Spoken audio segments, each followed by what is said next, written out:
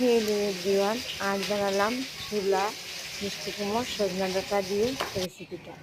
প্রথমে ছোলাগুলা ভেজে সিদ্ধ করে নিয়েছি কুকারে, তারপরে বাকলগুলোও ফেলে দিলাম। ফেলে দিয়ে কড়াইতে তেল দিলাম, দিয়ে দিলাম পাঁচফোড়ন, দিয়ে আদা কুচি, কাঁচা লঙ্কা কুচি দিয়ে কষিয়ে দিয়ে দিলাম হলুদের গুঁড়া, লঙ্কার গুঁড়া, জিরার গুঁড়া, ধনিয়ার গুঁড়া দিয়ে ভালো করে কষিয়ে নিয়ে মিষ্টি কুমড়ো আর ছোলাগুলো ঢেলে দিলাম। আর সজনাগুলো একটু ফ্রাই করে নিয়েছি, যেহেতু একসঙ্গে দিলে গলে যাবে, তার জন্য ভালো করে কষিয়ে নিয়ে এখন মিষ্টি কুমড়ো আর ছোলাগুলো ঢেলে দেবো, দিয়ে ঢেকে রেখে দেবো। যেহেতু মিষ্টিটা ভালো থাকলে মানে সিদ্ধ হইতে জল লাগে না, জল দেবো না। তারপরে এই ভাজা সজনাগুলো দিয়ে ঢেকে রেখে দিব।